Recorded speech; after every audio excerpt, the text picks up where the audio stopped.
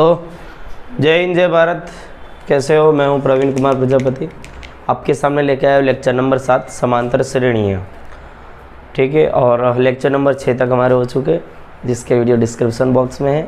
कुछ लोगों को अगर ना पता हो कि डिस्क्रिप्शन बॉक्स क्या होता है, तो जो नीचे नाम लिखा आ रहा है पूरा का पूरा, जो हेडिंग लिखी आ रही है उस पर क्लिक करो, टच करो तो नीचे पूरा डिस्क्रिप्शन बॉक्स खुल जाएगा, सबका सब उसमें से काला चिट्ठा बाहर आ जाएगा। ठीक है, तब हम शुरुआत करते हैं हमारे लेक्चर नंबर 7 की, चैप्टर 5 कक्षा 10, चैप्टर 5। ठीक है, अरे यार ये मार्कर में इंक डालो तो ये लो। ठीक है, कक्षा 10 स्टैंडर्ड 10th। हालांकि लिखने की ज़रूरत ही नहीं है, वो थंबनेल में दिख ही गई होगी।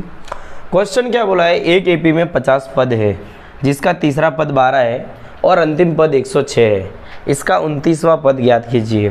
क्या यही हमारा क्वेश्चन है? क्वेश्चन नंबर 8 क्या बोला है, एक एपी में कुल कितने पद है भाई? 50 है। कुल कितने पद है?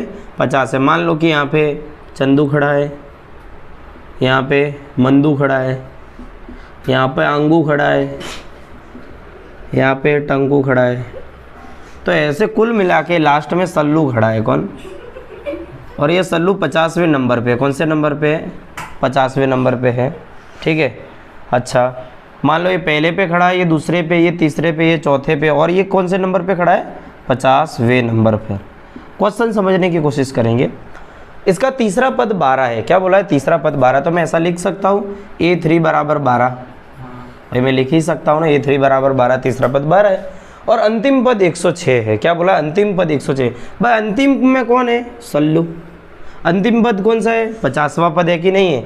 तो मैं ऐसा भी तो लिख सकता हूँ A50 बराबर 106। भाई अंतिम पद क्या है? अंतिम पद क्या बोला है? 106 है। यहाँ पे क्या लिखा? अंतिम पद 106 है। अंतिम पद क्या है? 106 है।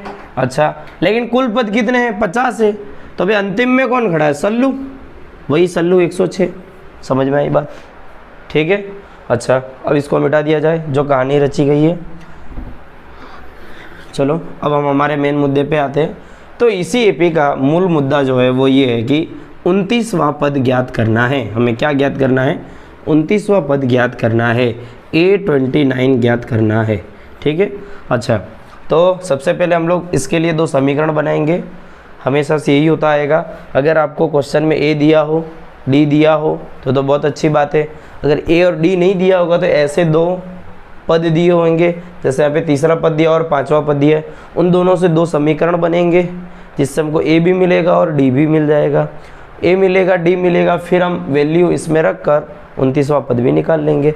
कैसे निकालेंगे? फिर से यहाँ पे ध्यान देंगे, A 29वां पद चाहिए। फिलहाल मैं यहाँ से हल चालू करता हूँ, ये मैंने खाली जानकारी के लिए लिखा है। ठीक है, अच्छा मैं यहाँ से हल चालू करूँगा, यानी सॉल्यूशन कैसे लिखूँगा। यहाँ पे तीसरा पद, फिलहाल मैं सूत्र लिखता हूँ an बराबर a प्लस ब्रैकेट में n-1 इंटू डी।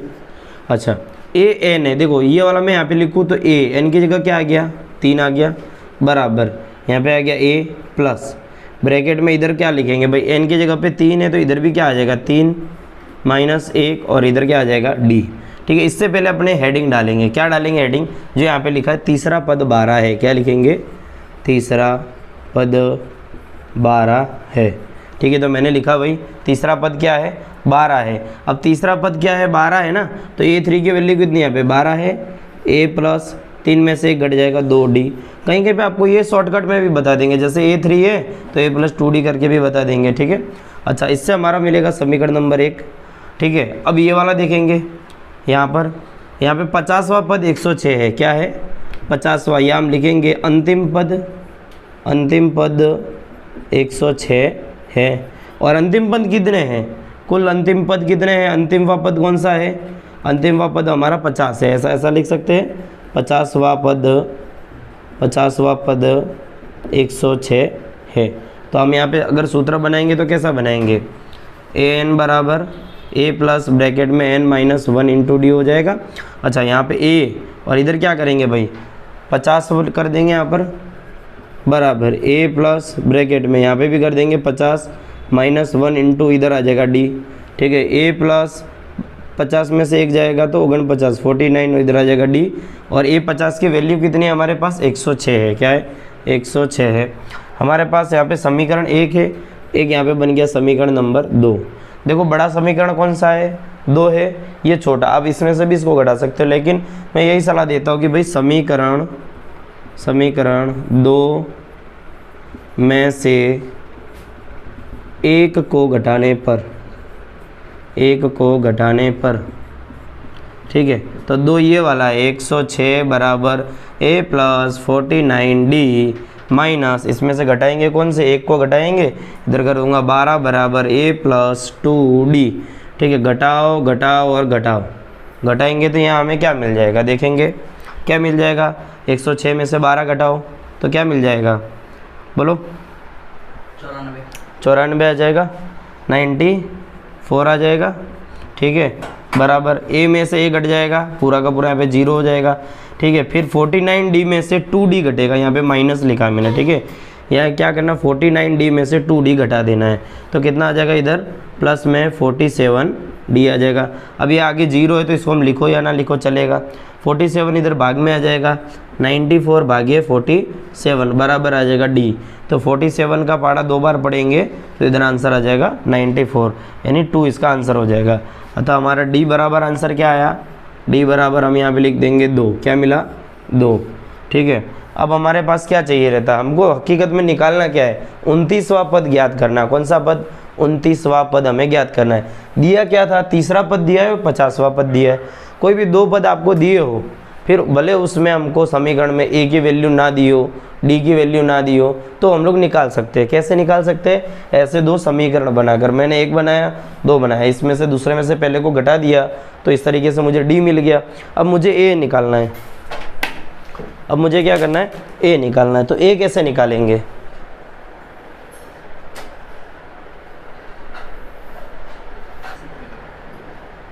ठीक है, तो d बराबर मुझे 2 मिल गया है, यानी d यानी क्या, सार्वंतर मुझे 2 मिल गया है। अब मुझे क्या चाहिए, a चाहिए। क्या चाहिए, a का मान चाहिए। तो मैं क्या करूँगा, ये d का मान या तो समीकरण 2 में रख दूंगा या 1 में रख दूंगा। देखो इजी कहाँ पे रहेगा सॉल्व करना, इधर 2 रखूँ या इधर 2 रख के सॉल्व करूँ। इजी कौन सा रहेगा, समीकरण 1 में रखने पर। आप अगर 2 में रखोगे तो भी आंसर आ जाएगा, अगर 1 में रखोगे तो भी आंसर आ जाएगा। ठीक है, तो मैं चलो समीकरण 1 में रखता हूँ। क्या लिखूँगा, d का मान समीकरण 1 में रखने पर, समीकरण 1 में रखने पर ये व्यवस्थित तरीके से मैं सवाल कर रहा हूँ, तो आपको एग्जाम में इसी तरीके से करना है, तो पूरे में से पूरे नंबर मिलने के चांस बढ़ जाते हैं। क्या लिखा है, 12 बराबर, यहाँ पे क्या लिखा है, a प्लस 2d, इधर है 12 बराबर, a का मान नहीं है हमारे पास, प्लस 2 की जगह 2, और d का मान यहाँ पे आया है, कितना आया है, 2। ठीक है, a प्लस 2 का गुणा 2 से हो जाएगा, ये हो जाएगा 4, और इधर दिया है 12। अब हमको a का मान चाहिए, a को अकेला करना है, तो प्लस 4 को बराबर के दूसरी साइड ले आएंगे, इधर 12 है, प्लस 4 इधर आ जाएगा तो क्या हो जाएगा, -4, बचा यहाँ पर a। 12 में से 4 जाएगा, कितना आ जाएगा, 8 बराबर a। तो इसलिए हमको a बराबर कितना मिला, 8 मिल गया। कितना मिल गया, 8 मिला। ठीक है, d का मान भी आ गया हमारे पास, a का मान भी आ गया। तो हमें चाहिए क्या, 29वां पद। बस अब तो हम निकाल सकते हैं बहुत अच्छी तरीके से। कैसे, ठीक है, अब बहुत अच्छी तरीके से निकालेंगे। जैसे अगला पद, अब हमको 29वां पद ज्ञात करने हैं, तो यहाँ पे हम लिखेंगे 29वां पद ज्ञात करने के लिए अब 29वां पद जब हम ज्ञात करना है तो हम ऐसा लिख सकते हैं, a29 बराबर, पहले तो चलो सूत्र ही लिख देते हैं, an बराबर a प्लस ब्रैकेट में n-1 इंटू डी। ठीक है, इधर मैं कर दूंगा a29, 29वां पद चाहिए। अच्छा, n की जगह 29 है ना, बराबर a का वैल्यू देखो क्या है मेरे पास, बोलो, a का मान आया है 8, प्लस n की वैल्यू कितनी है, 29, माइनस यहाँ पे 1 है, और d का मान कितना आया है, 2। ठीक है, बराबर 8 यहाँ पे है, प्लस 29 में से 1 घट जाएगा, आएगा 28, और गुणे में यहाँ पे 2 रखा हुआ है।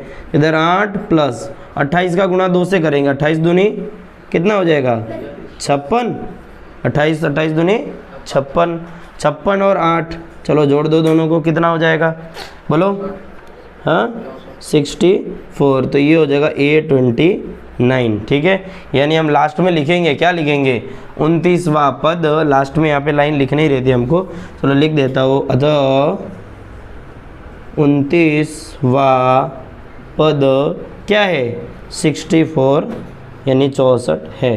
इसी के साथ ये सवाल ख़त्म हो जाता है। 3 नंबर का क्वेश्चन रहता है, 2 से 3 नंबर का। बड़ा अच्छा प्रश्न है, तो सीखने लायक है। ठीक है, चलो मिटाया जाए। बढ़ते हैं क्वेश्चन नंबर 9 की तरफ। ठीक है, क्वेश्चन नंबर 9, यदि किसी एपी के तीसरे और 9वें पद क्रमशः 4 और -8 है तो इसका कौन सा पद शून्य होगा। ठीक है, क्या बोला है, तीसरा और 9वां पद। तीसरा पद यानी मैं ऐसा लिख सकता हूँ A3 और यहाँ पे लिखा है 9वां पद। तीसरा और 9वां पद क्रमशः 4 और 8 है। क्रमशः मतलब पहले तीसरे का नाम लिया है तो 4 इधर रखेंगे, बाद में 9वें का नाम लिया है तो -8 इधर रखेंगे। फिर से बता रहा हूँ, किसी एपी के लिए तीसरे और 9वें पद, तीसरा और 9वां पद, ठीक है, क्रमशः 4 और -8 है। क्रमशः मतलब पहले जिसका नाम लिया उसका ये, फिर बाद में लिया ये। क्रमशः शब्द का मतलब समझ लो। देखो क्रमशः, मैं अगर ऐसा बोलूँ सल्लू और उल्लू का क्रमशः वजन 54 और 64 किलो है। अब ये बताओ, यहाँ पे सल्लू लिखा है, यहाँ उल्लू लिखा है। ठीक है, यहाँ पे 54 किलो 54 किलो लिखा है, यहाँ पे 64। क्या बताओगे, सल्लू का कौन सा वजन है, 54 है कि 64 है? 54 हो जाएगा। ठीक है, मतलब क्रमशः शब्द का मतलब क्या, सल्लू के लिए आगे वाला, उल्लू के लिए पीछे वाला। ठीक है, समझ में है? इसके लिए क्रमशः शब्द का बहुत अच्छा महत्व होता है। यहाँ पर मिटा देते इसको। अच्छा, A3 बराबर 4 और A9 बराबर कितना है, -8। ठीक है, तो इसका कौन सा पद शून्य हो जाएगा, तो बोला है कौन सा पद, यानी AN कौन सा पद हो जाएगा शून्य। कौन सा पद, ये n की वैल्यू हमें यहाँ पर चाहिए, यानी कौन सा पद यहाँ पर शून्य हो जाएगा। हमको पता नहीं पहला पद शून्य होगा, दूसरा पद होगा, ये n की वैल्यू हमें चाहिए। दूसरा पद होगा, तीसरा पद होगा, चौथा पद, पांचवा पद, छठा पद, कौन सा शून्य है वो हमें नहीं पता, और वही हमें ज्ञात करना है। ये हमारा क्वेश्चन है, यानी हमें फाइंड यहाँ पे करना है n बराबर क्या, n का मान निकालना है। ठीक है, अच्छा तो सबसे पहले वही कर देंगे हम। देखो बहुत अच्छा प्रश्न है, पिछले जैसा ही है। देखो क्या बोला है, तीसरा पद 4 है, मैं यहाँ पे लिखूँ तीसरा पद 4 है, यही है ना भाई। तीसरा पद क्या 4 है, तो मैं लिख देता हूँ पहला सूत्र an बराबर a प्लस ब्रैकेट में n-1 इंटू डी। तीसरा पद क्या है 4 में, यहाँ पे लिख देता हूँ A3 बराबर a की जगह a प्लस n की जगह 3 है तो यहाँ पे 3 रख देंगे, -1 और इधर कर देंगे d। अच्छा A3 का मान कितना है 4 है, 4 बराबर a प्लस 3 में से 1 घट जाएगा 2 और इधर आ जाएगा d।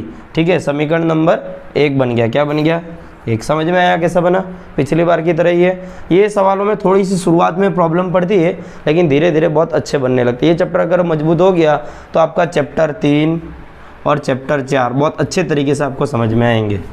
ठीक है, आगे समीकरण नंबर 1 बन गया। अब हम इसको ध्यान में लेकर करते हैं। क्या लिखूंगा मैं यहाँ पे, हेडिंग क्या लिखूंगा, देखो तीसरा पद क्या है 4 है, तो यहाँ पे क्या लिखूंगा, 9वां पद क्या है, 9वां पद -8 है, ये लिख सकता हूँ मैं। अतः an बराबर a प्लस ब्रैकेट में n-1 इंटू डी। अच्छा इधर मैं an की जगह क्या कर दूंगा, a 9 कर दूंगा बराबर a प्लस, अच्छा n की जगह 9 है तो इधर कर दूंगा 9 - 1 और d। ठीक है, a प्लस 9 में से 1 गया 8 और इधर था d। अच्छा a 9 का मान कितना है देखेंगे यहाँ पर -8। तो ये हमारा बन गया समीकरण नंबर 2। क्या बन गया, समीकरण नंबर 2 बराबर। इधर माइनस ना समझ ले कोई, बराबर। अच्छा अब हमें सॉल्व करना है।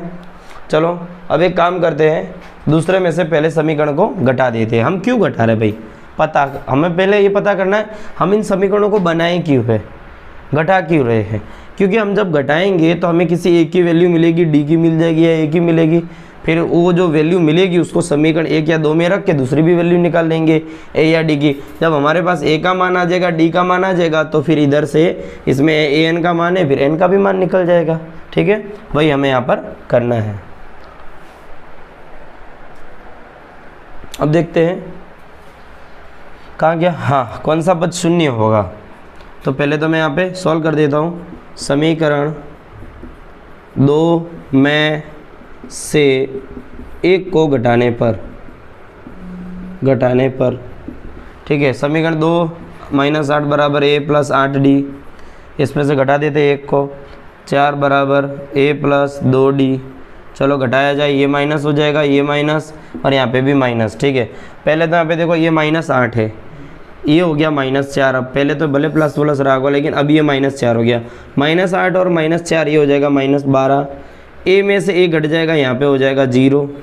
ठीक है, अब इधर 8d और इधर क्या है -2d, 8 में से 2 घट जाएगा। ये हमें ध्यान में नहीं रखना होता है, 8 में से 2 घटाना है, तो 8 में से 2 घटेगा तो कितना बचेगा, प्लस में 6d, -12 बराबर 6d। ठीक है, 6 को इसके भाग में ले आओ, -12 बट्टे में 6 बराबर हो जाएगा d। 6 का भाग देंगे, 6 कम 6, 6 दूनी 12, तो d का मान हमारे पास क्या आ जाएगा बोलो, इसके लिए d बराबर हो जाएगा -2। ठीक है, d का मान आ गया। अब हमें किसका चाहिए, a का चाहिए, तो समीकरण 1 में रखो या 2 में रखो, किसी में भी रखो, आपको a का मान मिल जाएगा। बोलो किस में रखो, 2 में रखो कि 1 में रखो, 1 में रखो। अच्छा, d का मान समीकरण 1 में रखने पर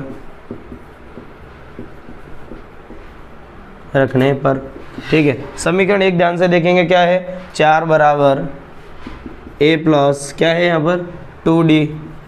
अच्छा, 4 बराबर a का मान हमारे पास है नहीं, 2 की जगह 2d का मान कितना आया है -2।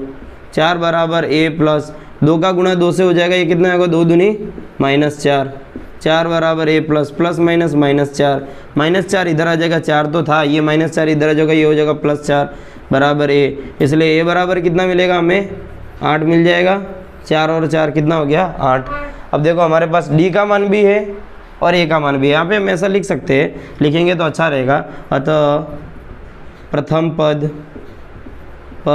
a बराबर हमें क्या मिला -2 एवं सार्वअंतर d बराबर कितना मिला है, अरे प्रथम पद यहाँ पे लिखना चाहिए था 8 है और सार्वअंतर बराबर -2 है। ठीक है, ये हमें मिला है अभी। अब इनका उपयोग करके हमें क्या निकालना है, कौन सा पद शून्य होगा, ये मुख्य प्रश्न हो जाता है, हमें यही तो ज्ञात करना है यहाँ पर। ठीक है, तो ये पहले आपको लिख लेना बहुत अच्छे से, स्क्रीनशॉट पढ़ना तो स्क्रीनशॉट पढ़ लेना, जो करना है करना, लेकिन कर ही लेना है। ठीक है, अब हमें ज्ञात क्या करना है, ये वाला n बराबर यहाँ पे हमें 0 दिया गया, तो n की वैल्यू हमें यहाँ पर ज्ञात करनी है। ठीक है, कौन सा पद शून्य होगा, यही पूछे कौन सा पद शून्य होगा, तो an बराबर a प्लस ब्रैकेट में n-1 इंटू डी हो जाएगा। अच्छा, यहाँ पे क्या है 0 बराबर a का मान कितना देखेंगे, वो है 8 प्लस n का मान हमारे पास नहीं है -1 और d का मान कितना है -2। ठीक है, अब क्या करेंगे, 8 को इधर ले आते हैं, 8 जब बराबर के दूसरी साइड आएगा तो क्या बन जाएगा -8 बराबर n-1 और इधर क्या है -2 गुणे में है, ये गुणे में, इसको यहाँ से ले आएंगे तो -8 के भाग में आ जाएगा -2 पूरा का पूरा, इधर बचेगा n-1। ठीक है, माइनस से माइनस कट जाएगा, 2 का भाग 8 में देंगे, आंसर आएगा 4। ठीक है,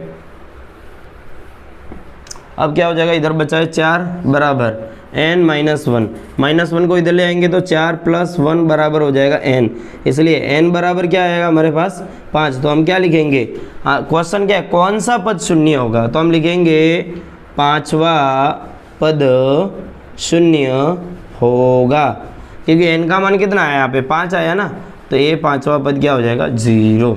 ये हमारे यहाँ पे क्वेश्चन खत्म हो जाता है। समझ में आया, समझ में आया है, बहुत अच्छा प्रश्न है। अगले प्रश्न की ओर हम बढ़ेंगे।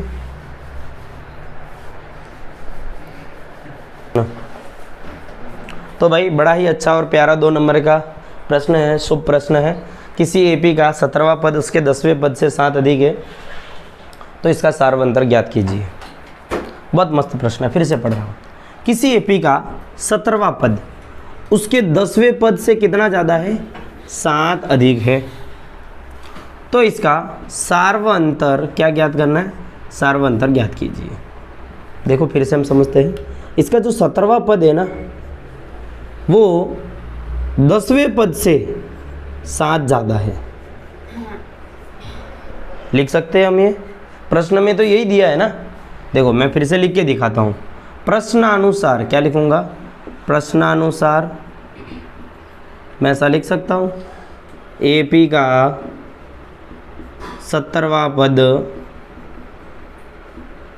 10वें पद से 7 अधिक है। क्या है? 7 अधिक है, 7 वधारे 6 बराबर। तो 17वां पद A17 बराबर 17वां पद जो है ना वो 10वें पद से 7 ज़्यादा है, 10वें पद से 7 जितना ज़्यादा है। कौन है? 17वां पद। समझ में आया प्रश्न? तो हमें क्या पूछा है? सार व अंतर ज्ञात कीजिए। हमको इसकी d की वैल्यू ज्ञात करनी है भाई। किसकी वैल्यू? d की वैल्यू हमें यहाँ पे ज्ञात करके देनी है। अच्छा A17 है तो मैं इसको ऐसा लिख सकता हूँ, जैसे an का सूत्र हमारा होता है an बराबर, अब मैं वो शॉर्टकट सिखाऊंगा आपको एक। an बराबर लोग सूत्र यूज़ करते हैं n-1 इंटू डी। ठीक है, जैसे यहाँ पे पूछा है 17वां पद A17, तो मैं इसको ऐसा करूँगा a प्लस 17 माइनस 1 और d कर दूंगा, या a प्लस 17 में से 1 जाएगा 16d। ठीक है, तो ये डायरेक्ट हम लिख सकते हैं कि 17वां पद है ना, तो हम ऐसा लिख देंगे a प्लस 16d। क्या कर देंगे? a प्लस 16d बराबर, इसमें क्या कर देंगे? a plus 9d। भाई आप सॉल्व करोगे तो यही मिलेगा, प्लस यहाँ पे हम कर देंगे 7। समझ में आया क्या किया? बराबर। ये आप फॉर्मूले में रख के घटाओगे तो ऐसा भी कर सकते हो। ठीक है, ये मैंने इसको ऐसा सोल्व कर दिया और इसको ऐसा सोल्व करके यहाँ पे रख दिया। अब देखेंगे, मैं एक काम करता हूँ, ये a को भी इधर लाता हूँ, ये बराबर की निशानी है, ये 9d को भी इधर ले आता हूँ। जैसे यहाँ पे a है, ये a को इधर ले आऊँगा, माइनस a हो जाएगा, ये प्लस तो यहाँ पे था ही पहले से, ये 16d है, ये 9d को भी इधर ले आओगे तो माइनस 9d हो जाएगा बराबर। और इधर क्या बचा? ये दोनों के दोनों पद जब इधर आ गए तो बचा क्या? यहाँ पे सिर्फ 7 बचा। ठीक है, अच्छा a में से a घट जाएगा, कुछ बचेगा ही नहीं, यहाँ पे तो पूरा 0 हो जाएगा। ठीक है, फिर यहाँ पे क्या हो जाएगा? 16d में से 9d घट जाएगा, 16 में से क्या घटा रहे हम? 9 घटा रहे, 16 में से 9 घटा रहे, तो बचेगा कितना? 7d बराबर। इधर कितना बच जाएगा? 7। अब हमें तो सिर्फ क्या चाहिए भाई? d का मान चाहिए, तो d बराबर क्या हो जाएगा? यहाँ पे 7 है, गुणे में इधर 7 है, सॉरी इधर गुणे में 7 है, इसको हम बराबर की दूसरी साइड ले जाएंगे तो इधर हो जाएगा भाग में 7। ठीक है, अब क्या हो जाएगा आगे? तो d बराबर क्या आया भाई? 7 एकम 7, d बराबर क्या आया? 1। d का आंसर कितना आया? 1। अब भाई हम क्या करेंगे? अब क्या करना है? कुछ करना ही नहीं, आंसर आ गया 1। कितना इजी प्रश्न है, खाली समझने का है। हाय 10वीं रोते रहते, समझना है नहीं, हमें पढ़ना है नहीं। ठीक है, हाँ चलो भाई अगले प्रश्न की ओर बढ़ते हैं। बोलने वाले लोग बहुत कुछ बोलते हैं। देखो 11वां प्रश्न है AP यानी अरिथमेटिक प्रोग्रेशन 3, 15, 27, 29 का कौन सा पद, क्या पूछा है? कौन सा पद उसके 54वें पद से 132 ज़्यादा होगा। ठीक है, यानी प्रश्नों को समझेंगे पहले तो हमें ज़रूरत पड़ती है। देखो ये जब सवाल दिया है हमें, तो क्या हम इधर से a निकाल सकते हैं? प्रथम पद a बराबर क्या हो जाएगा मेरे पास? यहाँ पे 3 हो जाएगा। अच्छा सार्वंतर क्या हो जाएगा भाई? सार्वंतर क्या हो जाएगा? सार्वंतर बराबर 15 में से 3 घटा दूंगा, 15 में से 3 घटा दिया, कितना बचेगा इधर? 12। d का मान 12, a का मान 3। अच्छा कौन सा पद उसके 54वें पद से 132 अधिक होगा? क्या पूछा है? 54वें पद से 132 अधिक होगा, यानी कौन सा पद हमें नहीं पता यहाँ पे, तो मैं ये लिख दूंगा। ये कौन सा पद उसके 54वें पद से, क्या यानी A54वां जो पद है ना उससे 132 ज़्यादा होगा। पूछ रहे कौन सा पद उसके 54वें पद से 132 ज़्यादा होगा। ठीक है, तो यहाँ पे भी वही करेंगे हम। अब हम क्या करेंगे यहाँ पर? देखो तो यहाँ पे बनेगा an बराबर सूत्र क्या बनेगा? a plus n-1 into D, यही बनेगा बराबर। इधर क्या बनेगा? a प्लस 54 यहाँ पे दिया है तो यहाँ पे हम कर देंगे 53d। ठीक है, प्लस 132 हो जाएगा। ठीक है, अच्छा अब हमारे पास यहाँ पे निकालना क्या हमें? हकीकत में क्या निकालना भाई? n की वैल्यू ही तो निकालनी है। जैसे कि यहाँ पे a का मान क्या है? देखो a का मान क्या है? पहले तो a में से घटा देते, काम करो, a इधर आ जाएगा तो a में से तो a घट जाएगा, बचेगा इधर n-1 और इधर बचेगा d, इधर बचेगा 53d प्लस 132 बराबर। अच्छा d का मान देखो, मान मेरे पास कितना है? देखो 12 प्लस 132। ठीक है, इधर आ जाएगा n-1 और इधर कितना आ जाएगा? 12। अच्छा अब एक काम कर सकते हैं, या तो इधर दोनों, ये 12 दोनों के भाग में ले जाओ, या इसको सॉल्व करके भी कर सकते हैं, तो मैं सॉल्व करके ही कर देता हूँ। 53 गुणे इधर हो जाएगा 12 और इसका गुणा करेंगे तो कितना हो जाएगा 2 तिया 6, 5 दूनी 10 गुणे इधर 53 और इधर आ जाएगा 6, इधर 3 और इधर आएगा 6, 636 आया, 636 प्लस 132। ठीक है, अब इन दोनों का जोड़ कर देंगे 132, तो ये कितना हो जाएगा, ये 8 और ये हो जाएगा 6 और ये जगह 7, तो ये हो गया टोटल 768 और इधर हो जाएगा n-1 इंटू 12। अब भाई साहब यहाँ पे हमको ध्यान देना है, ये फिलहाल रफ है, ठीक है, इसको साइड में करना है, बराबर। यहाँ पे हम क्या करेंगे, 12 को इसके भाग में ले आएंगे, 12 गुणे में है ना तो भाग में ले आते हैं, तो 768 भाग्य 12 बचा क्या, यहाँ पर n-1, यहाँ पे गुणे में था 12, उधर आ गया बट्टे में 12, तो 12 का भी हम भाग दे देंगे। अब इसमें चलो 12 का भाग दे देंगे 768 में, तो 12 पंजे 60, 12 छिंग 72। ठीक है, अब इसमें घटेगा तो कितना आएगा, इधर देखो घटाएंगे तो कितना आ जाएगा, इधर 4 आ जाएगा। ठीक है, और इधर बचेगा 8, बरोबर। अब इधर भाग देंगे 12 के 12, 12 दूनी 24, 12 36, 12 चौके हो जाएगा 48, 48, ये घट जाएगा पूरा। आंसर आएगा यहाँ पर 64।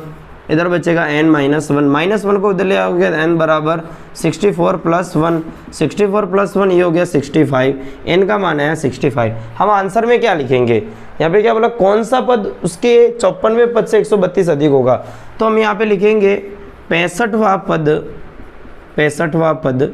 आंसर में क्या लिखा, कौन सा पद, तो यहाँ पे लिखेंगे 65वां पद, उसके 54वें पद से कितना ज़्यादा है, 132 अधिक होगा, अधिक होगा, अधिक होगा। ये हमारे यहाँ पे इसका आंसर। ठीक है, ये रफ काम है, समझ में आया। ठीक है, तो आज मैंने इसी तरीके से आपको प्रश्नावली 5.1 के 2 का, हाँ सॉरी, प्रश्नावली 5.2 पे हम चल रहे हैं। हाँ, प्रश्नावली 5.2 के 11 प्रश्न तक हमने क्वेश्चन किए हैं, बड़ी मेहनत से करे हैं, तब भी मेहनत से इसको सॉल्व करना है, नोटबुक में व्यवस्थित लिखना है। गणित एक ऐसी चीज़ है, जितनी प्रैक्टिस करोगे उतना उसमें सुधार आता जाएगा, वरना भले आपको समझ में आ गया होगा, आप भले महारथी हो, ठीक है, समझ में एक बार आ जाएगा, आने को तो समझ में आ जाएगा, आने को तो ठीक है, लेकिन समस्या अड़ जाएगी जब आप उसको प्रैक्टिस नहीं करोगे तो। ठीक है, तब तक के लिए जय हिंद, जय भारत। मिलते हैं अगले लेक्चर नंबर 8 में। धन्यवाद।